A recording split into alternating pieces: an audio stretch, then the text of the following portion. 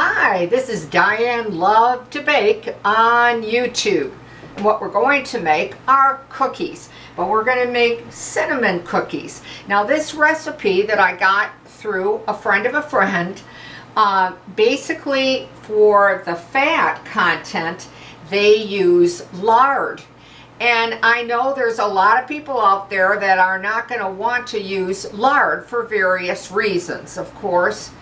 But the next best thing, if you're not going to try using lard, and I don't, I find by using solid shortening, the cookie comes out absolutely delicious. Now, if you don't like solid shortening, you might not like this recipe, you know, and people have written to me all over the countries, many countries, tell me they can't even get solid shortening in their grocery store or where they shop. But the solid shortening, I believe, in this cookie renders it very flaky, and it just melts in your mouth. But again, if somebody writes to me and said, you know, have you ever used butter? No, I haven't. I've only made these cookies with the solid shortening, okay? And if you write to me and ask, have I tried lard? No, I haven't. But I know that I had one at a friend's house and tried it, and it was delicious. Don't get me wrong, it was delicious with lard. But it's also very delicious by using solid shortening. Now, I no longer put the recipe below the video, and I'm really sorry about that. But hopefully I'll go through slowly enough and clearly enough that if you want to jot it down, you'll be able to get this recipe. So first off, we're going to put in 2 cups of solid shortening, and that can be any brand that you like or prefer.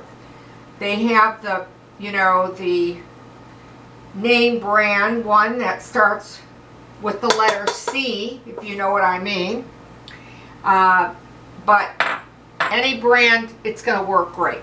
Now, I'm using my stand-up because this batter, or cookie dough batter rather, can be quite heavy, and a stand-up can really handle it well.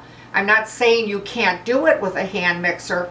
I think it's more easily done with a stand-up. Now, what I'm going to do is I'm just going to turn it on for a few seconds just to break up the shortening.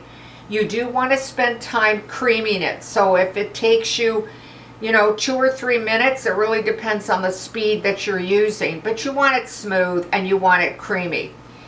I'm also going to give you a heads up because my mixer can sound very loud on your end, so I'll give you a heads up and a warning, all right?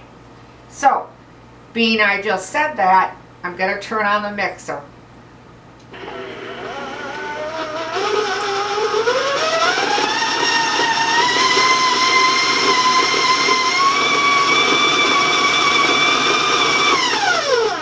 Alright, normally again, bears repeating, I would be beating that much longer than I did right now. And you decide on the speed. It can be anywhere from medium to medium high. It might take you 2 minutes. It really depends. Again, the speed and the type of mixer that you're using. Alright, the next thing that you're going to be putting in is all-purpose flour. And you're going to put 4 cups of all-purpose flour, and that's why again I was talking about, you know, it's a heavy recipe to put together. I think with a hand mixer. So I'm just going to put a little at a time on low speed to blend it with the creamed solid shortening so that I don't have flour all over me and my kitchen. So I'll warn you about the sound.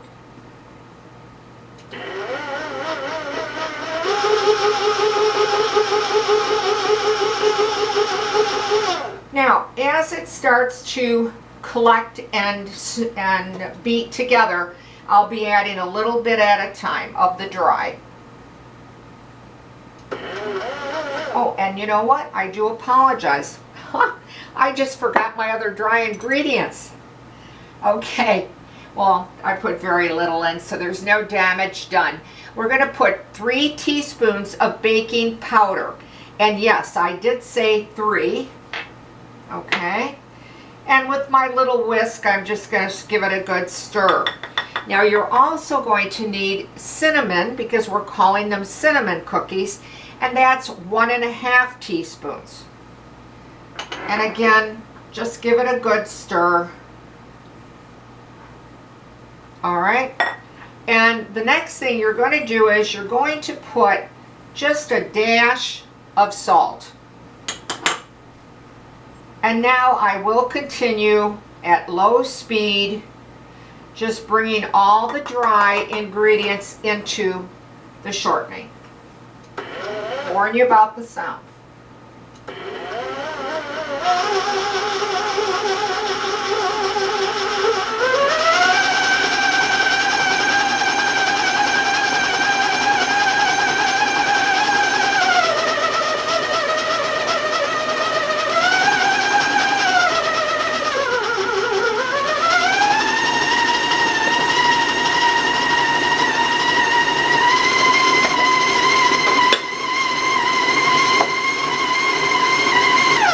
Okay, now you probably could even hear, even at a lower speed, the motor was lagging a little bit, you know, because of all that dry ingredients. Now I'm just making sure that it's not stuck to the sides and to the bottom, and then just to move it along for the video, I'm going to turn it on a higher speed than I normally would to get this all beaten in and mixed in. So I'll warn you about the sound.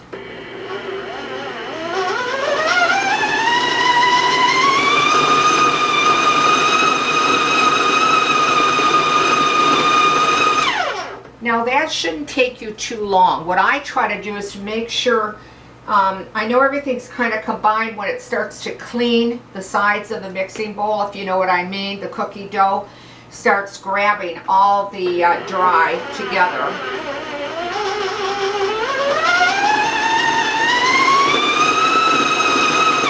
Okay, so I'll show you what it looks like so far. It's very light and fluffy. It really is. Okay, all right. The next thing that you're going to do and what you're going to need is an egg, 1 egg. And what I have here is just the egg white that I went ahead and I beat it to stiff peaks. You can see how stiff it is because it's not falling out of my bowl, okay? Then what we're going to do is we're going to put just the yolk. I separated the egg white, and then with a hand mixer, I just beat it till, it had the very high peaks to it, okay? There we go. And now I'm going to just put the egg yolk in that I had separated from the egg, and I'm also going to add 3/4 of a cup of granulated sugar, okay? And it's been sitting a while here, so it's getting a little stiff. And then I'm just going to try, if I can, just to gently kind of fold it in.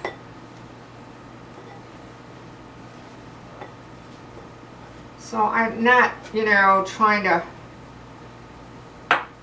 I want it combined, but I want to fold it, if that makes sense,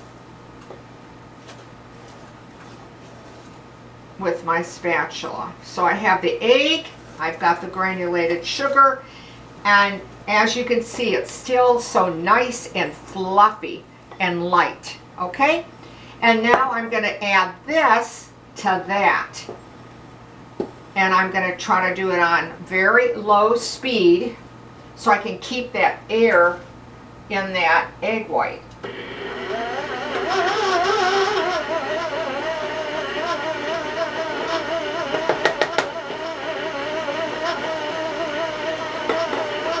Now I'm going to raise my speed again.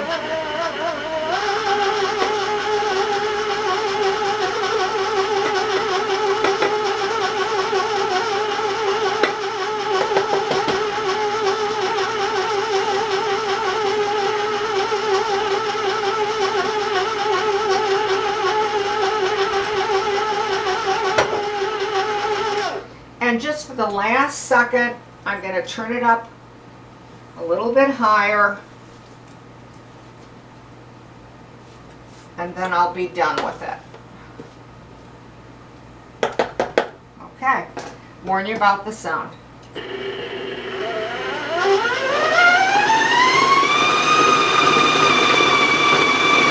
Okay. Now, I just raised it for a few seconds, so I know people, if you're going to write to me and say, oh my gosh, you just broke down all the egg whites. It doesn't have to be where you have to be afraid to blend it either. You know, fold it, mix it, blend it, but you do have to get to a point where you know that it's, you know, incorporated properly. And now I'm just taking the excess off my paddle, because this is where I always say, you know, products are so expensive to buy now for baking that you don't want to waste anything, you know. So I want to do that. Otherwise, believe it or not, people do write to me and say, well, I think that's wasteful, and they have every right to say that. And I would understand why they said that. Now I'm just cleaning the sides, and I want to get to that bottom because I really do want to make sure, you know, that everything looks like it's combined, and it has. And I hope that shot will show you that. Okay. Now the next thing that I'm going to do is just kind of push this mixer out of my way to get some room here, and then I'm going to put a little flour down onto my countertop here. You don't need a lot. And what you'll want to do is, what I like to do, I take the whole cookie ball out, just like I'm showing you now. Taking the excess out, getting that all out of my bowl. Okay, like that. And I form it into a ball. And what you want to do is just knead it, maybe 8 to 10 times, something like that. You know, you don't want to do it too much, and you don't want to have a lot of flour either, because you don't want it to be dense. So about 8 to 10 times. And again, did I do 8? No, I didn't, but I don't want to have to keep you too long either. Okay. And then what I like to do is I actually cut it into 4 pieces. I actually probably am a little too extreme with it, and I measure it on a scale so that I know it's exactly the same, but you don't have to. I'm going to put a little flour again on the top, and then what I do is I just cut away a piece of it, if you can see that, and then I just start rolling it on my countertop. I need a little bit bigger piece than that. And what I like to roll mine out to is about 17 inches. Now you can do whatever you want. If you want to make it, you know, longer than that, you can. If I notice that the roll is not thick enough, again, this one it comes in where I'm not really over kneading it, because I didn't, you know, knead it too much before to show you. So me doing that now isn't really gonna, I don't think, cause a problem. Okay? And I just try to make a roll. It doesn't have to be perfect, but roughly, this one might be a little short.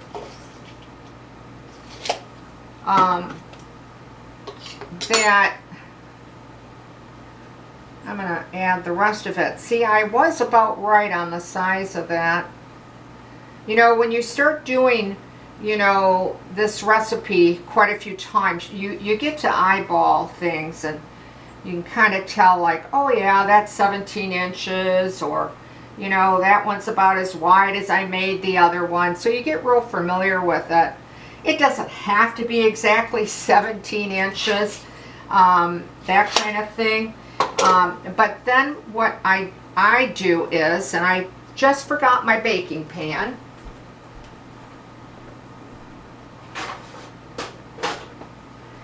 You won't have to grease it or do anything like that. So use your cookie sheet or pan. And then I like to cut them on the diagonal.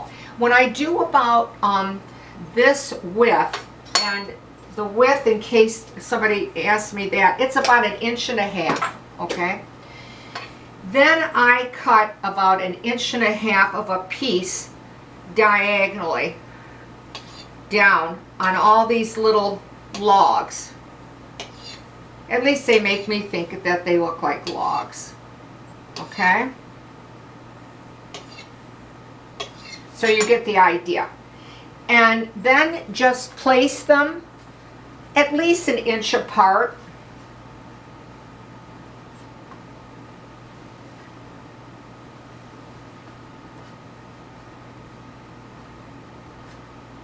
On your cookie sheet. I'm not going to bore you, and you certainly know how to put cookies on a cookie sheet, but put them about 1 inch away, because when they bake, they are going to, you know, they are going to get larger. They are going to spread. They don't spread out flat that much, but they will, you know, height-wise. Now you're going to bake them at a preheated oven for 375 degrees, and it could take you anywhere between 8 and 10 minutes. You don't want to overbake these because you don't want them to become real dry, but you do want them thoroughly baked. So I start checking mine, believe it or not, at about 6 minutes. I quickly just take a peek in the oven, close it up real quick, and then adjust my timing, because you know all our ovens set up so differently. So you know, keep that in mind, okay? So I'm gonna just wash my hands real quickly because I was working with raw egg, and clean this area a little bit here with my towel.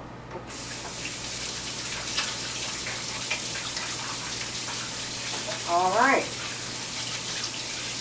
And I'd like to show you, just want to grab a clean towel there for my hands. I want to show you what they look like when they're baked up. Now, they're going to look like this without any type of garnish on them. They are a medium golden brown on the bottom, as you can see, and a very light tan on the top, okay? It's a hard surface cookie. You know, I can tap on them, okay? Now, what generally really tastes the best is to take some cinnamon and sugar, and then just when they're slightly warm, because these cookies, I'm telling you, when they come out of the oven, they are hot. I mean, you'll burn your fingers. So these cookies right now are not warm, but roll them in cinnamon and sugar, or you can use your powdered sugar when they're slightly warm. Your powdered sugar will stick to your cookie, and in fact, when they cool, you might want to roll them a second time. So this will give you more of a sugary taste to the cookie, okay? Now you don't have to. I mean, you could eat these plain if you want. If you wanted to make a powdered glaze and put over them. I've also drizzled chocolate over these cookies, and oh my gosh, they are so good. They really are. Now, what I want to do too is to break one open to show you, because I showed you one that wasn't rolled. And when you break it open, again, you'll feel that, but inside it's going to be a drier cookie. It's not going to be a real moist, or that, you know, as I'm trying to squeeze them, I can't, because that would show that they're very chewy.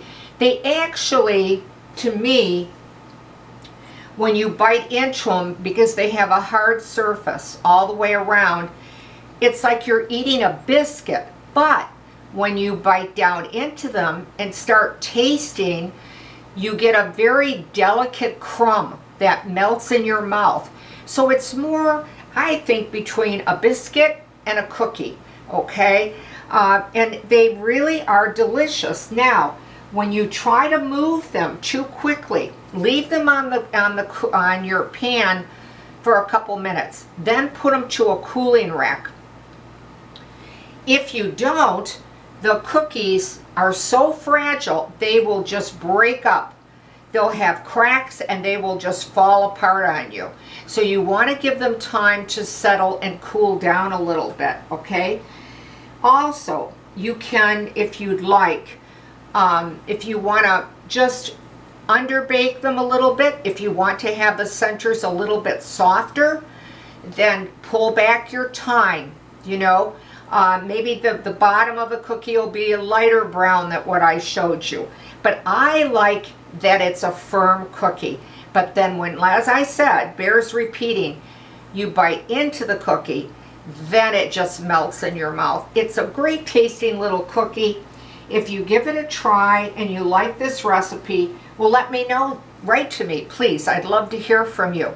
I want to remind you, though, that I solely put my videos only on YouTube, so if you have a question or a comment, I will get that question or that comment, and I'll do my very best to answer you in a timely fashion.